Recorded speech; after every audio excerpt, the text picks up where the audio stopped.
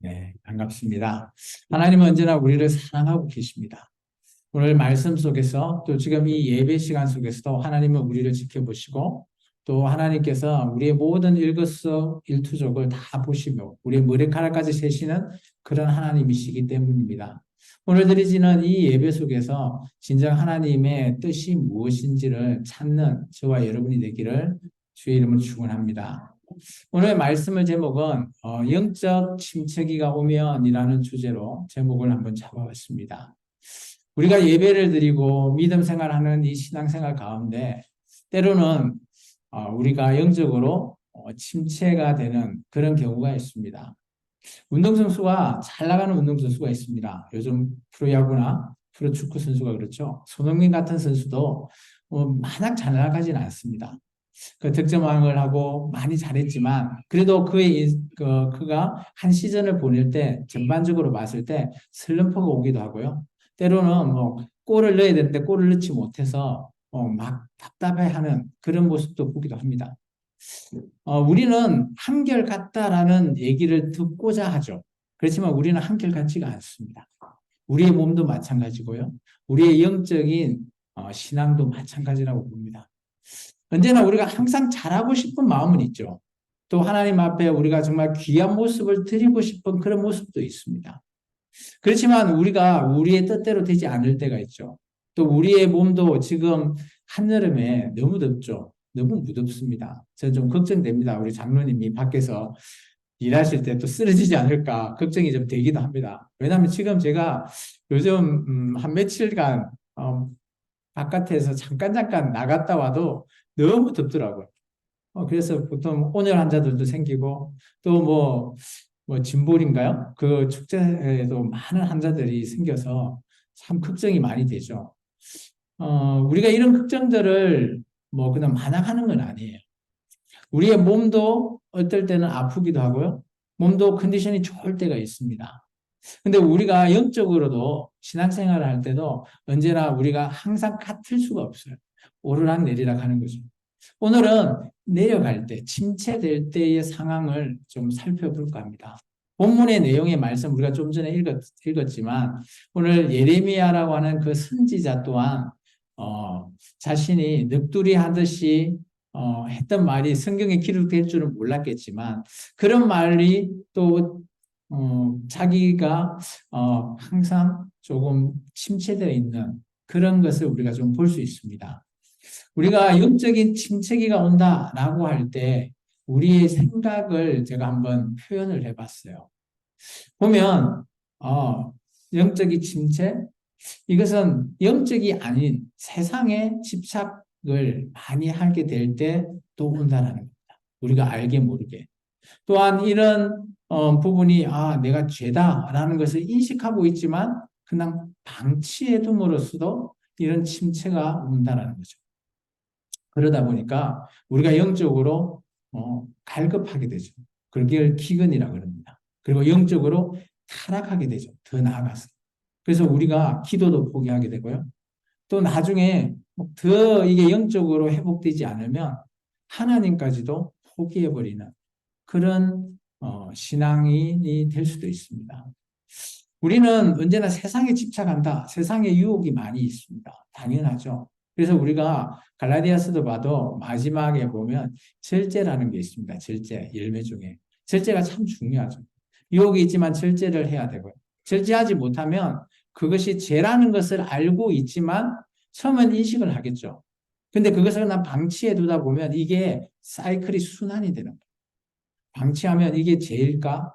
점점점 가다 보면 이거는 죄라고 하는 생각까지도 없어져 버리죠. 그러면 이 사람은 영적으로 그냥 사탄의 자식이나 마찬가지가 될 거라는 겁니다. 오늘의 말씀은 우리의 신앙을 조금 되돌아봤으면 좋겠습니다. 우리가 예배를 드리고요.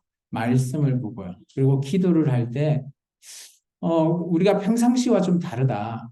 예배를 드려도 기쁘지가 않고요. 또 말씀을 읽어도 그 말씀이 내 말씀 같지 않고 기도를 해도 하나님이 영 나 기도 들어주지 않는 것 같다.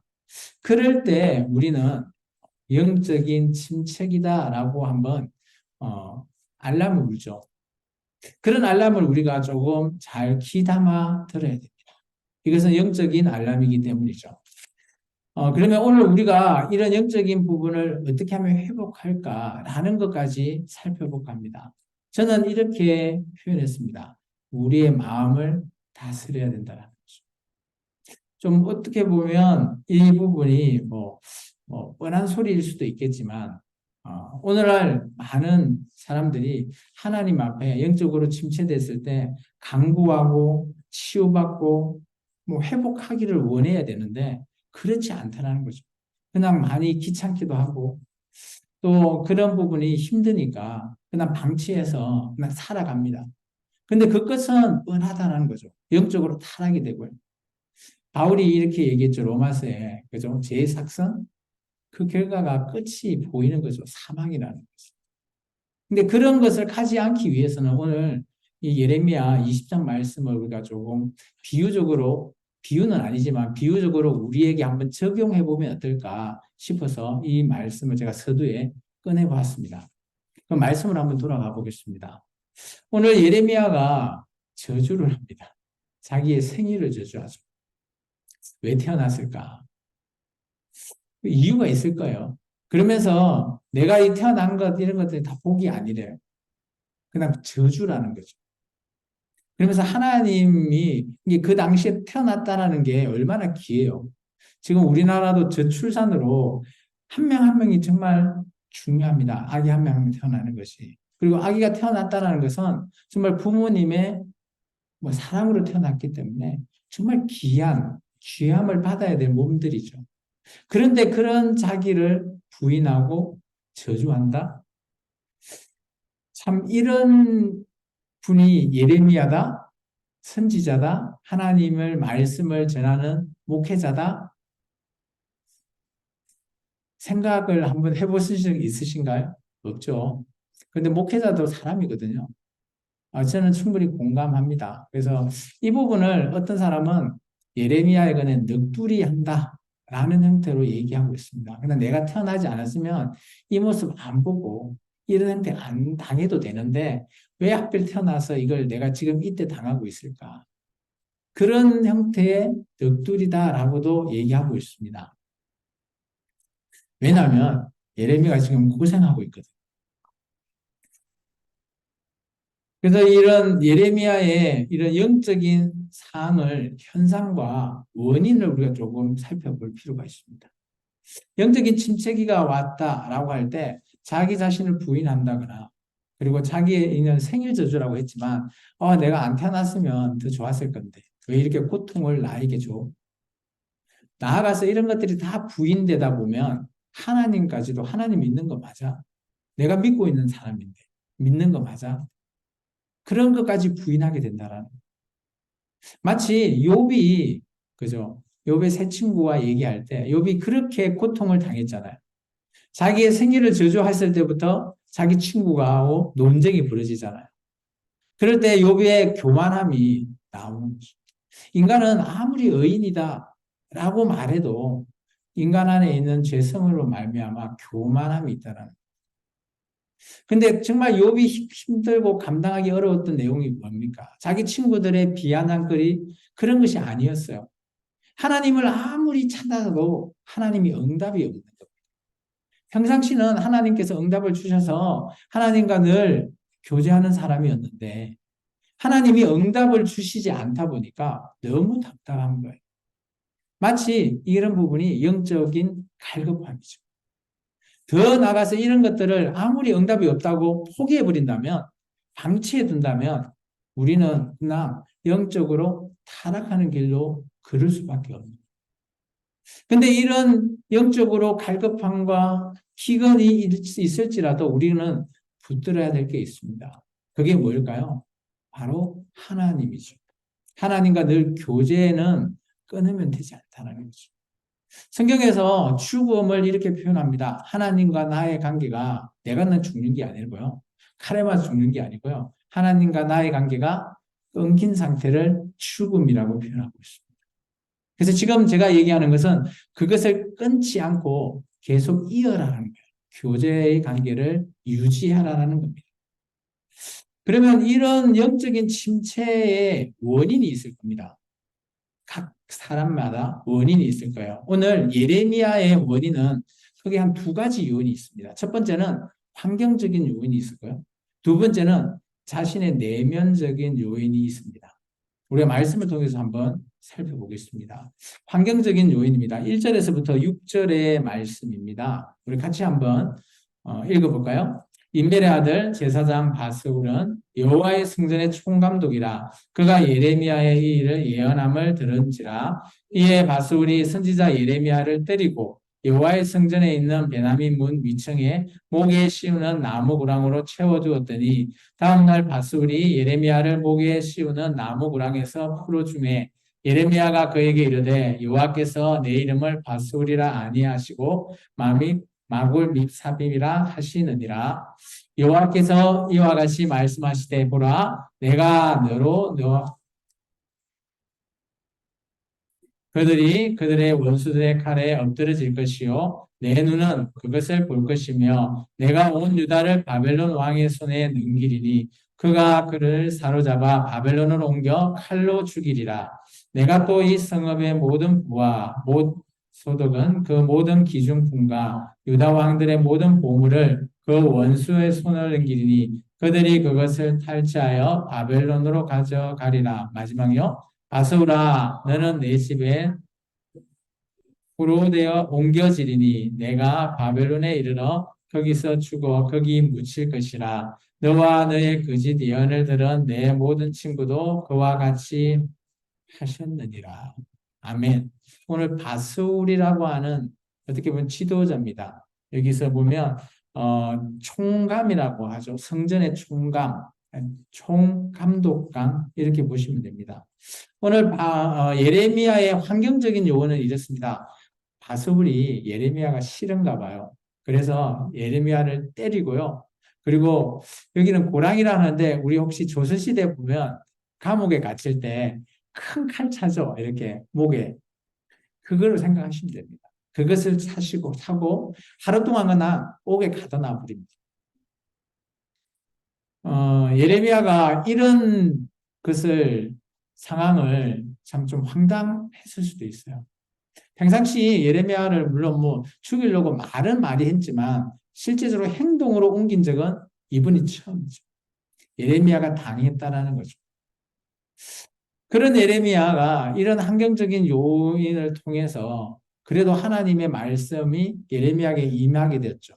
그래서 바스굴에 대해서 말하는 거죠. 너희들 다 죽을 거야. 그리고 너희 여기 있는 남은 사람들 바벨론으로 포로로 잡혀갈 것이다.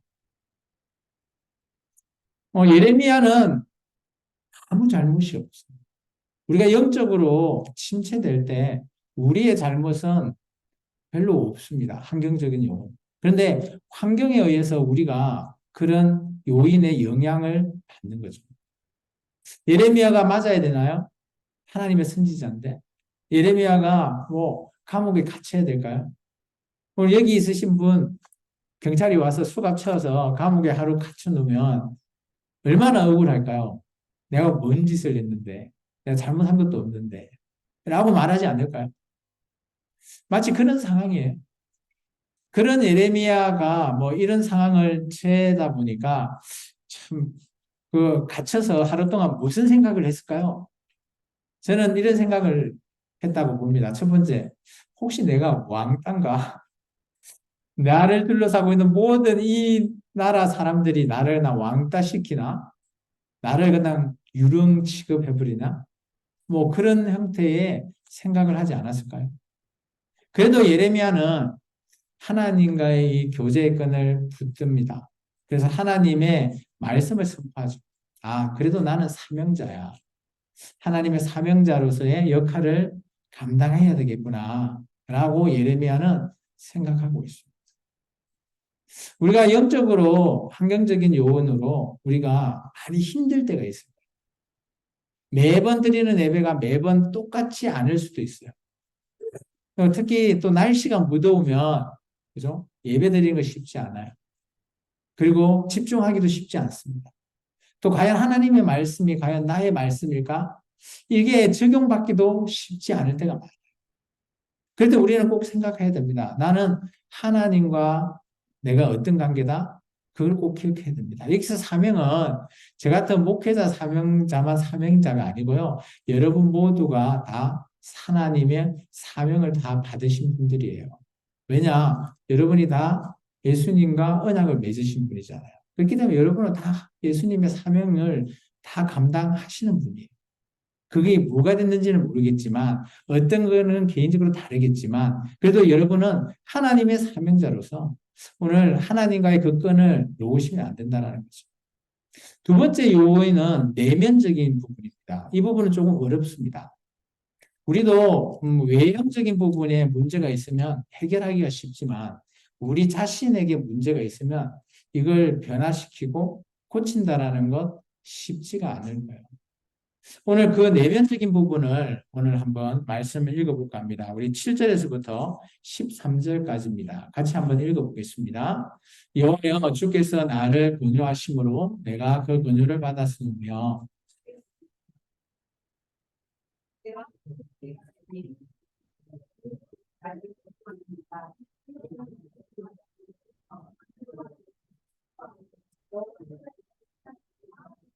종일토록 치욕과 모욕거리가 됨이니이다. 내가 다시는 여호와를 선포하지 아니하며 그의 이름으로 말하지 아니하리라 하면 나의 마음이 불붙는 것 같아서 골수에 사무치니 답답하여 견딜 수 없나이다. 나는 무리의 비방과 사방의 두려워함을 들었나이다. 그들이 이르기를 고소하라 우리도 고소하리라 하며 내 친한 것도 다 내가 실족하기를 기다리며 그가 혹시 유혹을 받게 되면 우리가 그를 이기리 우리 원수를 갚자 하나이다. 그러나 여호와여 우리는 용사 같으시며 나와 함께 하심으로 나를 박해하는 자들을 넘어지고 이기지 못할 것이오며 그들은 지혜롭게 행하지 못함으로 큰 치욕을 당하오니 그 치욕은 길이 있지 못할 것이니라. 의인을 시험하사 그 배부와 심장을 보시는 만군의 여호와여 나의 사정을 주께 아뢰사온즉 주께서 그의 보복하심을 나에게 보게 하옵소서. 여호와께 노래하라 너희는 여호와께 찬양하라 가난한 자의 생명을 행악한 자의 손에 구원하셨음이니라. 아멘. 오늘 예레미야가 그죠? 여러 가지 상황을 조금 받았죠. 내면적으로 받았던 상처들 그런 걸 보면 주변에 있는 사람들이 나를 조롱거리로 해서 막 조롱하는 거예요. 그리고 치욕과 모욕거리로 막 우리 이런 말 있죠. 안주거리 삼는다 그런 말 표현이 있죠. 그런 말로 이렇게 예레미야를 안주거리로 삼는 거예요. 그리고 뭐 아무 일도 안 했지만 비방해 버리고요. 또 사방이 너무 두려움이 이게 너무 이러다 보니까 자기 자신이 두려운 거예요. 모든 사람들이. 그리고 또 언제 얘가 실족할까 기다리고 보고 있는 사람이 있습니다. 그리고 또 얘가 우리가 했던 것대로 안 하기를 유혹을 막 나한테 예레미야에게 유혹을 막 하는 거예요. 이런 상황들이 자기 내면에서 막 계속 있는 겁니다. 근데 예레미야의 이 말씀을 보니까 이 말을 들으니까 너무 힘든 거예요. 그래서 예레미야가 하나님 앞에 하나님 나 이 말씀 선포하기 싫어요. 라고 했는데 자기 마음 안에 오늘 이런 표현이 있죠. 우리가 좀 전에 읽었습니다. 마음이 불붙듯이 일어난다. 우리 9절에 보시면 이런 표현이 있죠. 내가 다시는 여호와를 선포하지 아니하겠다라고 했어요. 그리고 나서 그의 이름으로 말하지 아니하리라고 했는데 말은 그렇게 했는데 자기 마음 있죠. 나의 마음이 불붙는 것 같아서 골수에 사무치니 답답하여 견딜 수가 없다. 이게 사명자의 모습이죠. 말씀 전하기 싫은 거예요. 왜냐? 말을 전해봤자 좋은 소리 못 듣는 거예요. 말씀을 전했자 조롱만 하고 비방거리가 되는 거죠. 왕따 되는 거예요. 누가 이렇게 말을 전하고 싶을까요? 하나님이 아니면 아마 예레미야도 포기했을걸요. 근데 우리의 마음에는 이런 마음이 있는 거예요. 이 마음을 우리는 꼭 기억해야 된다고 저는 생각해요. 우리가 어느 정도 영적으로 침체되고 예배드리기도 좀 냉담하고요. 기도도 이전 같지가 않고요. 말씀 보는 것도 그렇지 않다면 오늘 우리의 그런 영적인 침체를 한번 생각해 봐야 돼요. 근데 정말 중요한 거는 그런 침체가 되었다라고 알긴 알겠는데, 그럼 어떻게 해? 어떻게 해야지 될까? 이런 것을 우리는 생각하고 있죠. 근데 생각만으로 이런 영적인 침체가 해결되지가 않아요. 우리가 잘 한번 생각해 보시죠. 우리가 어디가 아파요. 그죠? 코로나에 걸렸습니다. 그러면 어떻게 하죠? 병원에 가야 되죠. 진찰을 받아야 됩니다. 이제 코로나인지 뭔지 진찰을 받죠. 코로나입니다. 라고 우리가 받죠. 그러면 뭘 합니까? 거기에 맞는 약을 받아와서 먹거나 뭐 하여튼 격리를 해서 나을 때까지 기다려야 되죠. 그 모든 것들이 우리 몸에, 이거는 코로나는 몸에 대한 진찰의 내용입니다. 그러면 우리가 영적으로 이렇게 코로나 같은 것이 걸렸다라고 생각해 보십시오. 그럼 우리가 어떻게 해야 되죠? 막막할 겁니다. 근데 오늘 예레미야가 우리에게 좋은 예라고 저는 생각합니다. 이런 상황일 때도 예레미야 안에는 입으로는 포기를 해요. 저 말을 전하기 싫습니다. 말씀 전하기 싫어요. 저런 자들 듣지도 않는 자들에게 전해봤자 뭔 소용이 있습니까? 라고 말하는데 자기 마음 안에는 그렇지 않은 거예요. 아마 이 마음 안에 이게 예레미야 때는 그죠? 하나님 안에 주는 이 불붙음 같은 이런 마음, 오늘 우리에게는 성령 하나님이 우리에게 그런 마음을 주실 줄 믿습니다. 그래서 우리가 여러분이 교회에 놓으시면 꼭 성령 충만 받아라라고 하시죠. 받아라는 건 아니고 충만하셔야 되는 거예요. 그죠? 우리는 성령님을 그죠? 받으셨죠. 예수님을 통해서 세례를 받고 그죠? 그로 말미암아 예수님께서 우리에게 성령님을 주셨거든요. 그렇기 때문에 우리가 성령님은 우리에게 항시 함께 계십니다. 근데 우리가 이런 약간의 양심의 찔림 이런 것들이 성령님이 우리에게 주는 그런 마음이라고 보시면 우리가 쉽게 캐치할 수 있는 영적인 부분이다라고도 저는 생각해도 될 거라고 봅니다. 어쨌든 간에 그거는 각자 개인마다 다 다를 거예요. 그래서 여러분의 영적 상태는 여러분이 어느 정도 점검은 하셔야 돼요. 그래 하다가 이렇게 침체기에 오면 어떻게 해야 될까? 그런 부분이 병원에 가야 되는 거죠. 그 병원이 어딜까요? 저는 바로 이곳이라고 봅니다. 예배를 드리는 처소. 이곳에서 우리는 의사를 만나야 되지 않을까요? 그 의사는 누굴까요? 저는 하나님이라고 봅니다. 여러분께서 하나님을 만나셔야 돼요. 욥이 하나님을 만나지 못해서 너무 답답했거든요. 근데 마지막에 하나님을 만남과 동시에 그의 모든 교만함과 그의 모든 재성을 다 하나님 앞에 다 내려놓고 하나님과의 관계가 다시 회복이 되거든요. 그래서 오늘 여러분이 이런 영적인 침체에 있다면 그것을 이제 내가 침체인가? 알까 뭘까? 이렇게 하더라도 여러분께서 그런 부분들을 한번 확인을 하셔야 돼요. 그래도 잘 모르겠다. 그러면 저와 같은 목회자나 여러분을 도와주시는 분들을 통해서 여러분이 그런 현상을 파악하시기 바랍니다. 그거 원인이 파악이 정말 중요합니다. 우리가 코로나인지 아닌지를 파악하는 게 가장 먼저예요. 이게 파악이 되지 않으면 우리는 그냥 뭐 어떻게 하고 있는지를 알 수가 없죠. 해결 방안이 없습니다. 근데 이것을 파악을 한다면 그러면 이제 거기에 맞는 적절한 약을 우리는 먹으면 되기 때문이죠. 그래서 오늘 예레미야는 그 약을 이렇게 얘기했습니다. 나는 하나님께 찬양한다. 예레미야는 이런 약을 먹었던 것 같아요. 하나님을 내가 이런 상황이 있더라도 나는 하나님을 찬양하겠다. 그리고 하나님과의 교제를 나는 끊지 않겠다. 원인이 파악되면 그게 어떤 병인지 알게 되면 그게 적절한 우리가 해결을 할 수 있다라고 저는 봅니다. 그래서 우리가 지금 이 여름 때 특히 우리가 몸도 축 처지고요. 지금 예배 시간에 제 목소리 톤도 축 처지듯이 잠도 쭉 오고요.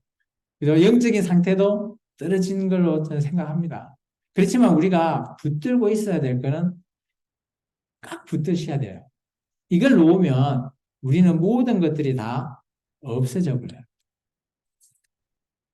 정리를 한번 해볼까 합니다. 그래서 제가 아까 병원에 비유했듯이 우리가 영적인 침체기에 있으면 우리가 원인을 파악하는 것이 참 중요합니다. 환경적인 요인인가 아니면 나의 내면적인 문제인가 이런 것들을 먼저 파악을 하셔야 돼요. 이거 쉽지가 않아요. 그래서 그런 파악을 하실 때 혼자 하실 수 없으면 도움을 요청하십시오. 교회에 오셔서 또 목회자나 또 아는 다른 분들과 함께 대화를 나누면서 나의 영적인 상태를 한번 알아보시고요. 그리고 정말 중요한 거는 하나님께 아뢰셔야 돼요. 하나님 앞에 영적인 진찰을 꼭 받으시기 바랍니다. 그래야만이 우리는 해결책을 약을 받을 수가 있습니다. 그것이 저는 크게 한 예레미야를 통해서 보면 한 세 가지 경우라고 보는데 이것뿐만 아니라고 봅니다. 예레미야는 자기의 사명을 붙들었고요. 기도를 붙들고요. 하나님과의 교제를 붙들고 있었습니다. 오늘 우리에게는 어떤 걸까요? 저는 오늘 우리 같으면 물론 예배, 말씀, 기도 그리고 그 외에 많은 것들도 있다고 봅니다. 교회에 와서 봉사하는 거나 또 교회에 와서 또 사역, 찬양 여러 가지들이 다 우리가 해결책이라고 볼 수 있습니다. 이는 각자에 맞는 약이 있겠죠. 그것이 우리가 영적인 종합 진찰을 받는 거라고 봅니다. 오늘 말씀을 이제 좀 정리할까 봅니다. 여러분들 많이 힘드니까 저도 말씀을 빨리 끝내라고요. 오늘 말씀을 한번 되짚어 보면 이렇습니다.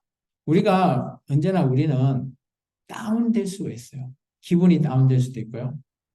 몸도 다운될 수 있고요. 우리가 영적인 부분도 다운될 수가 있어요. 그럴 때 우리는 좀 중요한 것은 그것이 문제가 뭘까? 다운에 시키는 원인이 뭔지를 파악하는 거예요. 그 파악하는 것에 있어서는 많은 경우가 있겠죠. 그 중에 가장 중요한 좋은 파악은 저는 그냥 하나님께 아뢰는 것이 가장 먼저지 않겠나 생각되고요. 그래도 잘 안 된다라고 하면 많은 도움을 받으시기 바랍니다. 그리고 나서 그게 나의 생각 때문인가 아니면 내가 환경적인 요인 때문인가 이런 부분들도 한번 되짚어 보시기 바랍니다. 오늘 예레미야는 아마 힘들었을 거예요. 누군가 여러분을 때리면 좋아할 사실 분이 있나요? 아무도 없죠. 물론 복싱 선수는 좋아한다고 합니다. 왜냐면 맞을 때마다 돈이 올라가니까요. 그 외에 맞는다고 좋아하실 사람은 아무도 없죠. 그죠? 그런데 그렇게 맞고 또 그거 맞고 그냥 감옥에만 있다가 나오는 게 뿐만 아니라 주변의 모든 사람을 이 사람을 향해서 왕따시키는 거죠. 어떤 문제만 생기면 그 사람을 끄집어 올리는 거죠. 얼마나 괴로울까요? 그래서 아마 예레미야는 자기의 생일을 저주하는 그 부분이 이해가 됩니다. 정말 왕따를 당한다라는 것, 또 자기 자신을 너무 비하해서 정말 요즘은 이런 사람들이 그죠? 그 의학적으로는 우울증에 걸리는 이런 사람들이 많죠. 그러면서 여러 가지 경우가 많이 나온다고 합니다. 그래서 의학적으로 우울증에 걸리면 물론 최후의 자살까지도 가기도 하고요. 또 인격이 바뀌기도 하고요.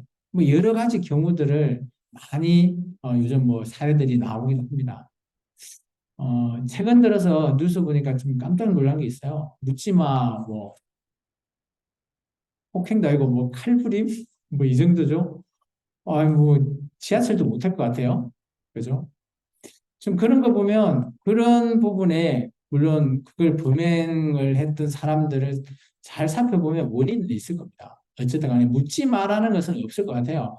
물론 특정한 대상이 아니기 때문에 불특정 대상이기 때문에 그런 묻지 마라라는 것이 있겠지만 그 사람을 꼬집어서 문제가 뭔지를 살펴보면 원인은 나오겠죠. 마찬가지입니다. 우리도 영적으로 원인 파악이 중요합니다.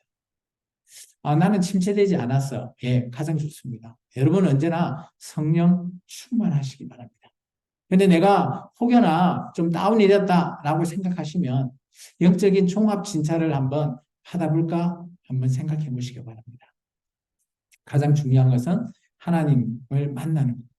그리고 또 말씀 속에서 하나님께서 하신 그 말씀대로 우리의 자신을 종합 진찰을 해보는 것입니다.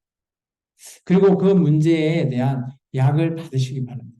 기도로 또 다른 여러 가지의 경우로 약을 받으셔서 꼭 해결하시기 바랍니다. 이번 주는 꼭 이거 하나만 기억하시면 좋겠습니다. 제가 계속해서 반복했죠. 우리가 영적인 침체기가 온다. 라고 하면 우리가 꼭 필요한 것은 영적인 종합 진찰이라는 겁니다. 꼭 기억하시기 바랍니다. 이거 한 단어만 기억하시고 우리가 살아간다면 여러분에게는 영적인 침체가 있을 때마다 여러분이 그런 부분을 판단하고 그리고 여러분들이 다시 회복할 수 있는 길로 올라갈 수 있다라고 저는 봅니다.